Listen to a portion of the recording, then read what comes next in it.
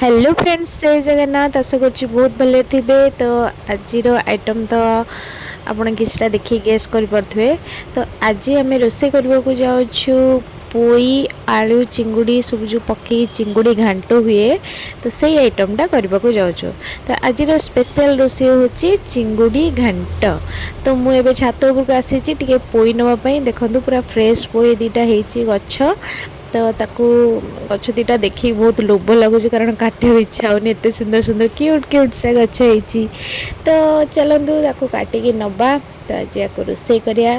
तो बहुत दिन है भी पोई खिया ही नाला। तो ये मुझे जाऊँगी पोईटा को काटि, पूरा मूलर तो काटबी अधारू काटि, कारण पुणी आउ थे सी हम। तो मुझे तो आपण मैंने भी पोई जिते मात्रा रे नहीं पारे बहुत टेस्ट लगे, टे अधिक कि पोई पकेले तरकार टेस्ट बहुत भल आसे। तो आमर तो एतिकी तो आम एतिकी ही नबू। तो बाहर किसी किणिक आणनु पोई, तो गचर जेते होता जो फ्रेश पोई सांगे सांगे खिया। तो निज बाड़ी गचर जो हो जिनसा खाया बहुत टेस्ट लगे। तो आपण मैंने तो पोईर टेस्ट जानी थे कौ भाया। तो ये मुझे कटाकटी करके नहीं जाऊँ तौक।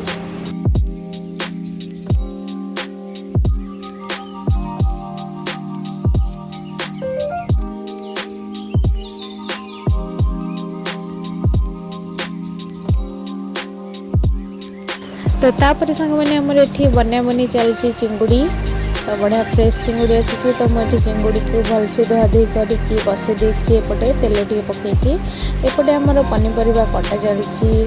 परिवार आड हो कखारू सारू आलू बैगण पोई डंक आउ विभिन्न प्रकार परिवा आप जहाँ भी पकई पारे। तो आमर तो आज ये तो ये पकई। तो एपटे मुझे प्रेसर मारिदे परिवा को, कारण जल्दी हम। तो एपटे अदा रसुण जीरा पियाज बटा एपटे मुझे आड करुँची देखूँ। तो प्रथम आप मसलाटा भलसे पूरा मेन कर बांटी देते। तो गोटा गरम मसला पकई सारापर जीरा अदा रसुण पेस्ट पकईकी घाटे। तो स्वाद अनुसार लुण लंका गुंड हल्दी जहाँ भी किसी मसला ऐड करती, तो सबकि मसला ऐड कर चिकेन मसला जीरा गुंड धनिया गुंड ये सब जिनपर मुझे भजा जा चिंगुड़ी को भलसे फ्राए करुँची। ताधीरे चिंगुड़ी को भलसे कषा कषी कर सारापर तो लास्ट टिके मुझे पकईली धनिया गुंड और टिके पानी देकी भल कि एपट सेपट कर कषाकषी कर, कारण मसला और चिंगुड़ी सहित जिते कषे तो आहरी तार टेस्टा भल आसे, बास्नाटा भी बहुत भल आस।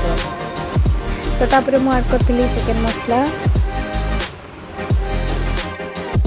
तो तापर सांग मैंने सीझा होकर रखि परिवा को एथिरे ऐड करवा।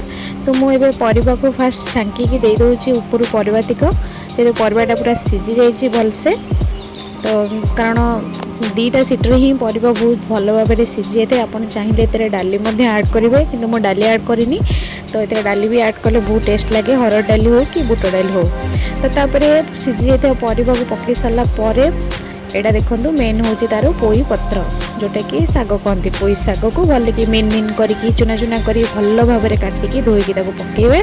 तो पकई सारापर मात्र 10 मिनिट या फुटा छाड़े, कारण टिके ये सीझीगला तरकारी सहित पूरा मेल्ट हो।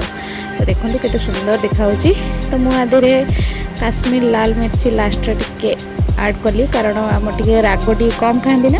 तो से आप स्वाद अनुसार राग पकई पारे। तो देखो केते सुंदर होती तरकारी।